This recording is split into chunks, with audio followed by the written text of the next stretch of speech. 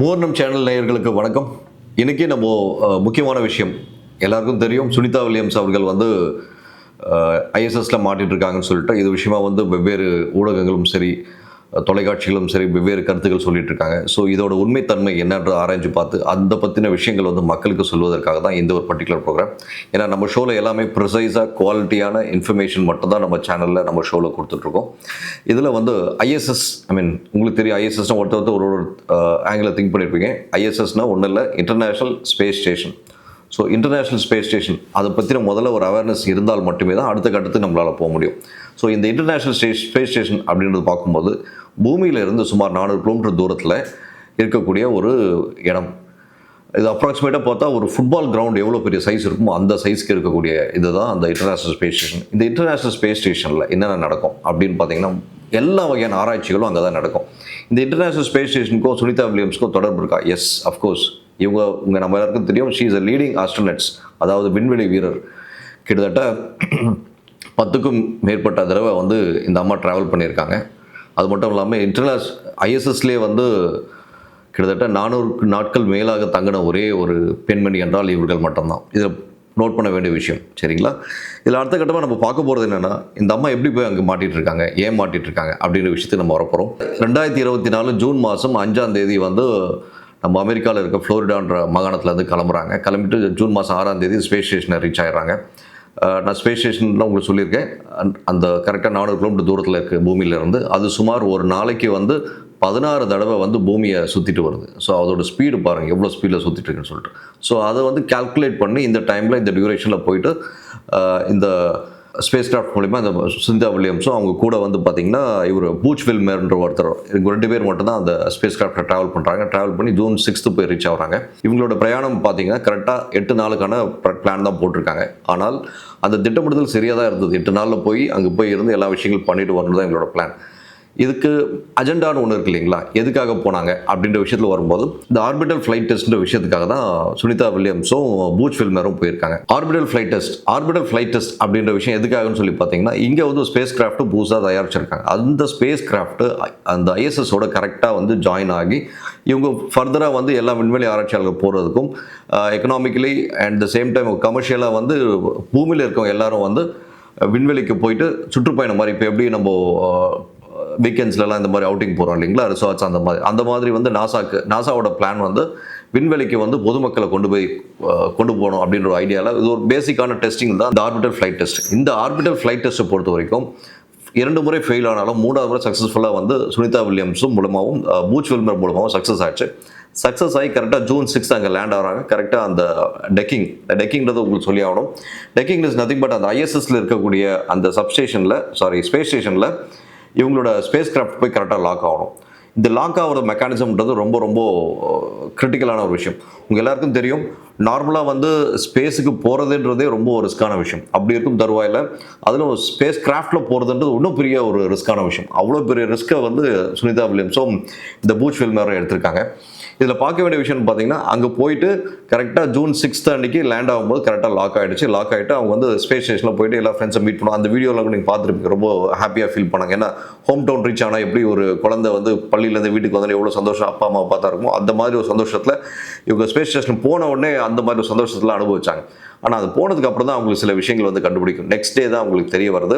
Space கிராஃப்டில் த்ரஸ்டர்ஸ்னு சொல்லுவாங்க. இந்த thrusters பொறுத்த வரைக்கும் 28 த்ரஸ்டர்ஸ் இருக்கும். இந்த 28 த்ரஸ்டர்ஸில் ஒரே ஒரு த்ரஸ்டர் வேலை செய்யாமல் போச்சு. அது மட்டும் இல்லாமல் ஹீலியம் கேஸ் வந்து லீக் ஆக ஆரம்பிச்சிச்சு. இந்த 2 ஃபால்ட்டு. 3வதாக வந்து சாஃப்ட்வேரும் லிங்க்கும் டவுன் ஆயிருக்கு அவங்களுக்கு. இதோட எஃபெக்ட் என்ன ஆயிடுச்சுன்னா, அந்த ஸ்பேஸ் கிராஃப்ட் அங்கே லாக் ஆனது ப்ராப்ளம் ஆகி நின்று போச்சு. இதோட எஃபெக்ட் என்ன பண்ணுறதுன்னு தெரியல. அவங்க உடனே என்ன பண்ணுறாங்க, இங்கே இருக்கவங்க நாசாக்கு இன்ஃபர்மேஷன் கொடுத்து இந்த மாதிரி ஆயிருக்குன்னு சொன்ன உடனே they started doing research. ஏன்னா ஆல்ரெடி இந்த மாதிரி ஒரு ஸ்பேஸ் கிராஃப்ட் வந்து ஸ்பேஸ் ஸ்டேஷன் போகுதுனாலே நிறைய R&D ஒர்க்காக தான் போகும். அங்கே போய் R&D நிறைய பண்ணுவாங்க. ஏன்னா அங்கோட தட்பவெப்ப நிலை என்பது வேறு, இங்கே இருக்க தட்பவெப்ப நிலை என்பது வேறு. உங்கள் எல்லாருக்கும் தெரியும், ஸ்பேஸ் ஸ்டேஷனாலே 0 கிராவிட்டியில் இருக்கும். 0 கிராவிட்டி உங்களுக்கு தெரியும், பூமி புவியீர்ப்பு திசை. அங்கே பூமியே இல்லை, பூமி விட்டு நம்ம வெளியே இருக்கோம். அப்போது வந்து 0 கிராவிட்டின்னு சொல்லுவாங்க. ஸோ அந்த 0 கிராவிட்டியில் எல்லாருமே வந்து ஃப்ளோட்டிங்கில் தான் இருப்பாங்க. உங்களுக்கு தெரிஞ்சிருக்கும், அந்த டிக் டிக் டிக்னு சொல்லிட்டு ஜெயம் ரவி அப்புறம் நிவேதா பெத்ராஜ் அவர்கள் நடித்த படத்தில் கூட நம்ம பார்த்துருக்கோம். அதுக்காக ஒரு செட்டப் பண்ணி அவங்க 0 கிராவிட்டியில் எப்படி ஃபீலாக போன்ற விஷயங்கள்லாம் அவங்க சினிமாவுக்கு தத்ரூபமாக ரியலாக பண்ணியிருந்தாங்க டிக் டிக் டிக்ட படத்தில்.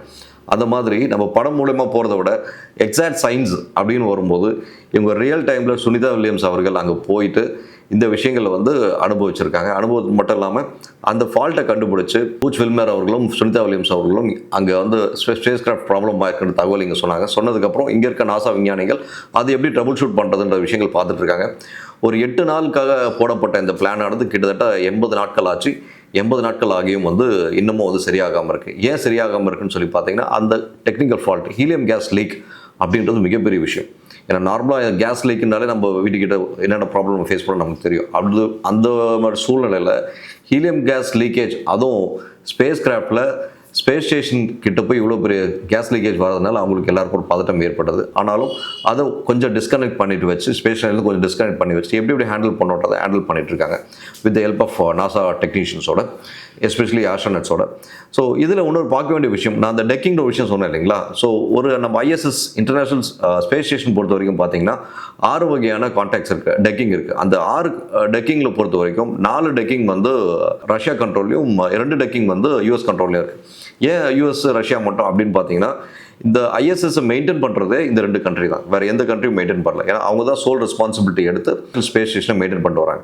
அப்படி இருக்கும் சூழ்நிலையில் யூஎஸ்லேருந்து ஃப்ளோரிடாலேருந்து கிளம்பப்பட்ட அந்த ஸ்பேஸ் கிராஃப்ட் ஆனது அவங்களுடைய அந்த பாத்வேன்றோட அவங்களோட அந்த வால்வோட ஜாயிண்ட் இருக்கு இல்லைங்களா, அந்த மாதிரி அந்த டெக்கிங்கோட பாயிண்ட் வந்து இவங்க மெக்கானிசம் என்பது வேறு, ரஷ்யாவோட மெக்கானிசம் என்பது வேறு. ஸோ அதனால வந்து இந்த 2 மெக்கானிசமில் மட்டும்தான் வந்து இவங்க ஏர்க்ராஃப்ட் ஃபிட் ஆகும். ரஷ்யா ஏர்க்ராஃப்டில் ரஷ்யாவோட டெக்கிங் ஹோலில் வந்து இது ஃபிட் ஆகாது. அதனால Russia they are not ready to ஷேர்ன்றது கிடையாது, they are ready to share. But இந்த மெக்கானிசம் வந்து வேறு மாதிரி இருக்கிறதுனால அவங்க இந்த யூஎஸ் எடுத்து போன இந்த ஸ்டார்லைன் ஏர்க்ராஃப்ட் வந்து அங்கே சூட் ஆகலை. Point number 1.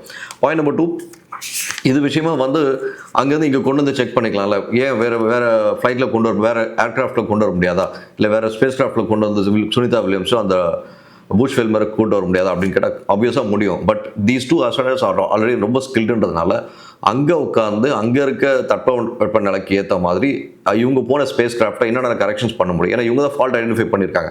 அதனால இங்கே இருக்க இன்ஜினியர்ஸ் எக்ஸ்பர்ட்ஸ் வந்து என்ன பண்ணுறாங்க, அவங்களுக்கு தகவல் கொடுத்து எப்படிலாம் அதை கரெக்ஷன் பண்ணலான்றதுக்கான வேலைகள் நடந்துட்டுருக்கு. இன் பிட்வீன் டைம் 8 நாளுக்கு தானே போனாங்க, இவங்களுக்கு சாப்பாடு ஃபெசிலிட்டி இருக்கா, மிச்ச ஃபெசிலிட்டிலாம் இருக்கா அப்படின்னு சொல்லி பார்த்தீங்கன்னா 100% எந்த ஒரு சூழ்நிலையும் பொறுத்த வரைக்கும் பார்த்தீங்கன்னா எந்த ஒரு ஆஸ்ட்ரோனட் ஒரு பயணத்துக்காக போகிறாங்கன்னும் போது அவங்களுக்கான பேக்கப் மினிமம் 3 மந்த்ஸ்க்கு கேரண்டியாக இருக்கும் அந்த ஸ்பேஸ் கிராஃப்டில். அது மட்டும் இல்லாமல் இப்போ போய் பார்க்க இருக்கிறது ஐஎஸ்எஸ்ல பை டிஃபால்ட்டாக 9 மந்த்ஸ்க்கான எல்லா பேக்கேஜும் ஒரு ஆஸ்ட்ரோனட்டுக்கும் அங்கே டிஃபால்ட்டாக இருக்கக்கூடிய ஒரு விஷயம். இப்போது அவங்களுக்கு போதுமான அளவு சாப்பாடு சம்மந்தப்பட்ட பேசிக் ஃபெசிலிட்டிஸ் எல்லாம் இருக்குது, அது மாற்றுக்கிறது இல்லை. ஆனால் இப்போ நம்ம பார்க்க வேண்டிய விஷயம், சுனிதா வில்லியம்ஸ்னும் புஷ் முல்மோரால் இந்த ஃபால்ட்டை ரெக்டிஃபை பண்ண முடியுமா அப்படின்னு ஒரு கேள்வி எழும்புது. இந்த கேள்வி வந்து எல்லார்ட்டும் இருந்தாலும் கூட இதுக்கு 33 வகையான டெஸ்ட் எடுத்துகிட்டு இருக்காங்க. எப்படி டெஸ்ட் எடுக்கிறாங்க பார்த்தீங்கன்னா, அங்கே இருக்க ஒரு டெமோ, அங்கே இருக்க மெக்கானிசம் எப்படி இருக்கோ அந்த மெக்கானிசம் வந்து ஃப்ளோரிடா பக்கத்தில் ஒரு இடத்துல அந்த மாகாணத்தில் ஒரு ஃபுல் செட்டப் போட அந்த 33 வகையான டெஸ்ட் எடுத்துகிட்டு இருக்காங்க. 33 டெஸ்ட்டில் 32 டெஸ்ட் ஆல்மோஸ்ட் கிளியர். இன்னும் ஒரு டெஸ்ட்டு ஆல்மோஸ்ட் இந்த மந்த் எண்டுக்குள்ளே முடிச்சுட்டாங்க. முடிஞ்சதுக்கப்புறம் இந்த டெஸ்ட் கேரி அவுட் ஆனதுக்கப்புறம் அது அங்கே இம்ப்ளிமெண்டேஷன் சொல்லி போடுவாங்க. இது இம்ப்ளிமெண்டேஷன் பண்ண முடிறதுக்கு முன்னாடி they have a second option. என்ன செகண்ட் ஆப்ஷன் சொல்லி பார்க்கும்போது, ஸ்பேஸ் கிராஃப்ட் ஸ்டார்லைனர் போச்சு இல்லைங்களா, நாசா திடீர்னு முடிவெடுத்த ஸ்டார்லைனரை ரிட்டர்ன் கொண்டு வரலாம் அப்படின்னு சொல்லி முடிவெடுக்கிறாங்க. ஏன் அப்படின்னு சொல்லி பார்த்தீங்கன்னா, ஒரு ஸ்டார்லைனர் இந்த ஸ்பேஸ் கிராஃப்ட்டுக்கான மேக்ஸிமம் வேலிடிட்டி, ஒரு பேட்டரி, நம்ம ஃபோனுக்குனா ஒரு பேட்டரி யூஸ் பண்ணுறாங்களா, மேக்ஸிமம் ஃபோனோட பேட்டரினா மேக்ஸிமம் 1 இயர் தாங்கும், இல்லை 2 இயர்ஸ் தாங்க, அதான் மேக்ஸிமம் வேலிடிட்டி. இப்போ வால் கிளாக்கில் ஒரு பேட்டரி போடுறோம், அந்த பேட்டரியோட லைஃப் பார்த்தீங்கன்னா 3 months to 4 months, அதுதான் மேக்ஸிமம். அதே மாதிரி இந்த ஸ்பேஸ் கிராஃப்ட்குள்ளே ஒரு முக்கியமான ஒரு பேட்டரி இருக்குது. அந்த பேட்டரியோட லைஃப் வந்து 90 days தான். 90 days ஆல்மோஸ்ட் இவங்க ஜூன் 5th அன்னைக்கு போனாங்க, 6th லேண்ட் ஆயிருக்காங்க. இப்போ நம்ம செப்டம்பர் 1st week இல்லை 2nd week இந்த ஸ்டார்லைனர் ஏர்கிராஃப்ட் ஸ்பேஸ் கிராஃப்டை ரிட்டர்ன் கொண்டு வரதுக்கான முயற்சிகள் நடந்துட்டு இருக்கு. அதில் சுனிதா வில்லியம்ஸும் பட்ச் வில்மர் கொண்டு வர முடியுமா அப்படின்னு சொல்லி பார்த்தீங்கன்னா ஆப்வியஸாக முடியாது. ஏன்னா அசம்பாவிதம் நடக்கிறதுக்கு 200% சான்சஸ் இருக்குது. ஹீலியம் கேஸ் ஆல்ரெடி லீக்காக இருக்குன்னு சொல்லிட்டு இருக்கோம். ஸோ அந்த லீக்கேஜில் இருக்கும்போது உள்ளுக்குள்ளே இருக்க சாஃப்ட்வேர் ஃபங்க்ஷன் ஃபெயிலியர் ஆயிடுச்சுன்னா, மிடில் ஆஃப் த ட்ராவலில் ஃபெயிலியர் ஆயிடுச்சுன்னா, உங்களுக்கு எல்லாம் தெரியும், நம்ம ஆஸ்ட்ரோனட்ஸ் நிறைய பேர், கல்பனா சாவ்லா உட்பட எவ்வளோ பேர் வந்து நெகட்டிவான விஷயங்களை தவிர்க்காங்க உங்களுக்கு தெரியும். ஸோ அந்த மாதிரி எதுவும் நடந்துடக்கூடாது, கடவுளை வேண்டிப்போம். அட் த சேம் டைம் இந்த மாதிரி எந்த அசம்பாதம் நடக்கக்கூடாதுன்றதுக்காக செப்டம்பர் 1st week இல்லை 2nd week இந்த ஸ்டார்லைனர் ஸ்பேஸ் கிராஃப்டை திருப்பி ஃப்ளோரிடா கொண்டு வரதுக்கான வேலைகள் நடந்துட்டுருக்கு. இது ஒரு பக்கம். அப்போ எப்போ தான் வருவாங்க, சுனிதா வில்லியம்ஸ் அங்கேயே மாட்டிப்பாங்களா, அவங்களுக்கு வேறு வாய்ப்பு இல்லையா அப்படின்னு சொல்லி யோசிக்கலாம். ஆனால் எலன் மஸ்கோட ஸ்பேஸ் எக்ஸ் அப்படின்ற ஒரு நிறுவனம் மூலிமா வந்து க்ரூ ட்ராகன்ற ஒரு கேப்சூல் அங்கே இருக்குது. அந்த கேப்சூல் மூலிமா தாராளமாக வந்து சுனிதா வில்லியம்ஸோ இந்த பட்ச் வில்மோரோ வரலாம். பட் இப்போ இருக்கிற கால சூழ்நிலைக்கு அவங்க ட்ரபுள் ஷூட் பண்ணி ரெக்கவர் பண்ணுறதுக்கான வேலைகள் தான் அவங்க செஞ்சுட்ருக்காங்க, அந்த 2 ஆஸ்ட்ரோனட்ஸ். ஆனால் அந்த டிராகன் கேப்சூலில் வர்றதுக்கு ஆல்ரெடி அங்கே நிறைய ஆஸ்ட்ரோனட்ஸ் அங்கே பார்க்காக இருக்கிறதுனால அவங்களுக்கான ஃபெசிலிட்டிஸ் வந்து அந்த டிராகன் கரெக்டாக மீட் ஆகிடும். இவங்க எக்ஸ்ட்ரா லோடாக இருக்க மாதிரி இருக்குன்றதுனால அல்டர்னேட் ஆப்ஷன் பார்த்துட்டு இருக்காங்க. பை டிஃபால்ட்டாக Elon Musk and NASA had made clear cut agreement. February மாதத்தில் அவங்க ஆஸ்ட்ரோனட்ஸோட 4 பேர், இவங்க 2 பேர்ன்ற மாதிரி சேர்ந்து கம்பைண்டாக 6 மெம்பர்ஸ் வந்து பிப்ரவரி எண்டுக்குள்ளே கூட்டிகிட்டு வரதுக்கான ஒரு அஷூரன்ஸ் வந்து நாசா ப்ரெஸ் மீட்லேயே இந்த விஷயத்தை சனிக்கிழமை சொல்லியிருக்காங்க. முதலே சொன்ன மாதிரி ஒரு ஸ்பேஸ், அதாவது பூமியை விட்டு வெளியே போகிறோம் அப்படின்னும் போது பை டிஃபால்ட்டாக நம்ம எல்லாருக்கும் வந்து பெரிய பாதிப்பு ஏற்படுமா அப்படின்னு சொல்லி நிறைய பேர் கேட்பாங்க. முதல்ல வந்து ஒரு 35 ஆண்டுகள் முன்னாடி ஃப்ளைட் ட்ராவலுக்கே வந்து நிறைய பேர் வந்து ஜெட்லாக் அந்த மாதிரி ஃபீல்லாம் இருக்குன்னு சொல்லுவாங்க. ஒரு ஸ்பேஸ் பூமியை விட்டு வெளியே போகிறாங்கன்னும் போது பை டிஃபால்ட்டாக வந்து அவங்களுக்கு வந்து பாடியில் நிறைய சேஞ்சஸ் ஏற்படும். என்ன சேஞ்சஸ்னால் வந்து பார்த்திங்கன்னா இந்த போன் டென்சிட்டி வந்து குறைய ஆரம்பிக்கும். போன் டென்சிட்டி குறையா இருக்குமா அப்படின்னா அதுலேயே ஒரு பர்சன்டேஜ் வச்சு வேலிடேட் பண்ணுறாங்க. ஒரு மனிதனானவன் சராசரியாக ஒரு 18 வயசு மேலே வந்துட்டானா ஒரு வருஷத்துக்கு இல்லை 2 வருஷத்துக்கு ஒரு தடவை 1-2% வரைக்கும் போன் டென்சிட்டி குறையறதுக்கான வாய்ப்புகள் 100% இருக்குது. அப்படி இருக்கும் தருவாயில் பூமியை விட்டு வெளி உலகத்துக்கு போகிறான், ஸ்பேஸுக்கு போகிறான் அப்படின்னு பட்சத்தில் அங்கே வந்து கம்பல்சரி பை டிஃபால்ட்டாக 3 to 6 months இருந்தாலே அங்கே வந்து கேரண்டியாக வந்து 3 to 5% வந்து இதுவாகும் அப்படின்றாங்க.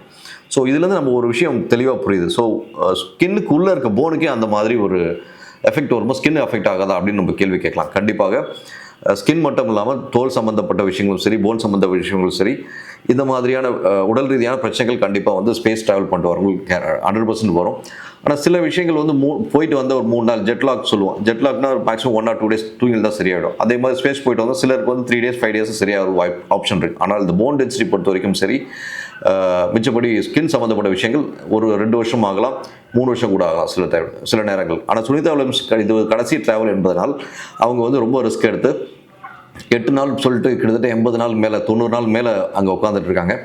இன்னும் பிப்ரவரி மாதம் வரும்போது இன்னும் நாட்கள் போய்கொண்டே இருக்கும். அதுக்கேற்ற மாதிரி இங்கே வந்து உங்கள் எல்லாருக்கும் தெரியும், நம்ம ஒரு விஷயத்தில் போய் உட்காந்துட்டோம்னா, ஃபார் எக்ஸாம்பிள் ஒரு தியேட்டரில் உட்காந்தா 3 hours, அந்த 3 hours உட்காந்துட்டு வெளியே வரும்போது நம்ம அட்மாஸ்பியர் மைண்ட் செட் வேறு மாதிரி இருக்கும். ஒரு 24 hours ஒரு ஏதாச்சும் ஒரு செமினார் போய் உட்காந்தோன்னா அதை விட்டு வெளியே வரும்போது நம்மளுக்கு வேறு மாதிரி ஒரு மைண்ட் செட் இருக்கும். இப்படி இருக்கும் தருவாயில் ஒரு ISS இன்டர்நேஷ்னல் ஸ்பேஸ் ஸ்டேஷனில் கண்டினியூஸாக 8 மாதங்கள் உட்காந்துட்டு 8 மாதம் கழித்து வெளியே வரும்போது அவங்களோட மைண்ட் செட், அது முக்கியமாக மனநிலை எப்படி இருக்குன்னு பார்த்தீங்கன்னா அது அனுபவித்தால் மட்டுமே தெரியும். ஸோ இந்த மாதிரி சூழ்நிலை அவங்க வந்து சைக்கலாஜிக்கல் ட்ரீட்மெண்ட்டும் கண்டிப்பாக போய் ஆகணும் சூழ்நிலை. இதெல்லாம் பார்க்கும்போது ஸ்பேஸ் நாசா வந்து சனிக்கிழமை அன்னைக்கு ப்ரெஸ் மீட் கொடுத்த உடனே வில்லியம்ஸோட அம்மா பேர் வந்து போனி பாண்டியான்னு சொல்லிட்டு அந்த அம்மா வந்து ஒரு ஸ்டேட்மெண்ட் விட்டுருக்காங்க. ஸோ அவங்க அம்மா வந்து சொன்ன விஷயம், I miss her, she is my best ஃப்ரெண்டுன்னு சொல்கிறாங்க. ஒரு பெத்த தாய் தன் மகள் வந்து அங்கே துடிக்கும் போது ஷீஸ் அ சீசன்ட் ஆஸ்ட்ரோனட்ன்ற வார்த்தை சொல்லிட்டு ஷீஸ் மை பெஸ்ட் ஃப்ரெண்ட் அப்படின்ற வார்த்தை சொல்லும்போது மக்களுக்கு அங்கே உத்வேகம் கிடைத்தாலும் கூட அவங்க எந்த ஒரு மன வழியில் அந்த ஒரு வார்த்தையை பதிவு பண்ணியிருப்பாங்கன்றது யோசிக்க வைக்கிற விஷயம். இந்த சேம் டைம் அவங்க கணவர் மைக்கேல் வந்து ஒரு வார்த்தை சொல்லியிருக்காரு, தட்ஸ் அ ஹாப்பி பிளேஸ் அப்படின்னு சொல்லியிருக்காரு. நம்ம வந்து ஜனகராஜ் அவர்களோட சினிமா படத்தில் பார்த்துருப்போம், அவர் மனைவி ஊருக்கு போனோடனே பொண்டாட்டி ஊருக்கு போயிட்டான்னு சொல்லி ஒரு பெரிய காமெடி. ஆனால் இங்கே வந்து மைக்கேலோட கணவர் வந்து மனைவியானவள் ஆஸ்ட்ரோனட்டாக இருந்து ஸ்பேஸில் இத்தனை நாள் மாட்டிட்டு இருக்காளே அப்படின்ற விஷயத்த வரும்போது அப்போ அவர் தைரியமாக சொல்கிறாரு, என் மனைவிக்கு அதுதான் சந்தோஷம் கொடுக்கக்கூடிய இடம் சொல்லிட்டு அவர் ஒரு போல்டான ஸ்டேட்மெண்ட் விடுறாரு. உண்மையிலே hats off to Michael and Williams family. Sunita வில்லியம்ஸ்க்கு இவங்க மிஸ் பண்ணுறது தெரிஞ்சு அங்கேருந்து அவங்க ஒரு மெசேஜ் கொடுத்துருக்காங்க, not to worry, everything will be fine சொல்லிட்டு அவங்க மதருக்கு இந்த ஒரு மெசேஜை கொடுத்துருக்காங்க. ஸோ இது அமெரிக்கா முழுக்க எல்லா மக்களாலும் இது ஒரு பேசப்படக்கூடிய ஒரு விஷயமா பார்க்கப்படுது. கடைசி விஷயம், இதுலேருந்து வந்ததுக்கப்புறம் சுனிதா வில்லியம்ஸ் கண்டிப்பாக வந்து ஐஎஸ்எஸ்க்கோ இல்லை விண்நிலைகளுக்கு போக மாட்டாங்கன்ற வார்த்தைகள் வந்து அவங்க அம்மா பதிவு பண்ணுறாங்க.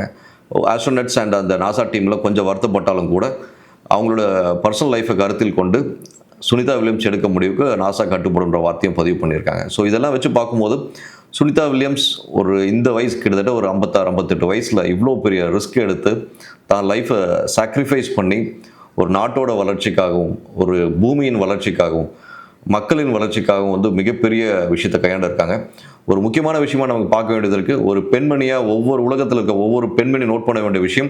ஏன்னா எல்லாரும் இங்கே 30% 40% எனக்கு பர்சன்டேஜ் ஈக்குவல் ஷேர் வேணும் சொல்லி எல்லாம் கேட்டுட்ருக்கோம். அப்படி இருக்கும் தருவாயில் இந்த ஒரு பெண்மணி விண்வெளியில் கிட்டத்தட்ட 400 நாட்கள் மேலாக தங்கி இருந்திருக்கிறார். அது மட்டும் இல்லாமல் பல சாதனைகள் செய்திருக்கிறார். அந்த விண்வெளியில் மேரத்தான் போயிருக்காங்க. அது மட்டும் இல்லாமல் உலகிலேயே விண்வெளியில் நடந்த அதிக நேரங்கள் நடந்த ஒரு பெண்மணின்ற ஒரு ரெக்கார்டையும் படைச்சிருக்காங்க. ஸோ ஒரு விண்வெளி வீரராக திகழ்ந்து செயல்படக்கூடிய திருமதி சுனிதா வில்லியம்ஸ் அவர்கள் நல்லபடியாக திரும்ப வேண்டும் என்று இறைவனிடம் வேண்டுகொள்கிறோம். மூவர்ணம் சேனல் அவரின் வருகையை கண்டிப்பாக எதிர்நோக்கி இருக்கிறது. மீண்டும் ஒரு நல்ல சந்தர்ப்பத்தில் நல்ல ஷோவில் சந்திக்கலாம். நன்றி, வணக்கம்.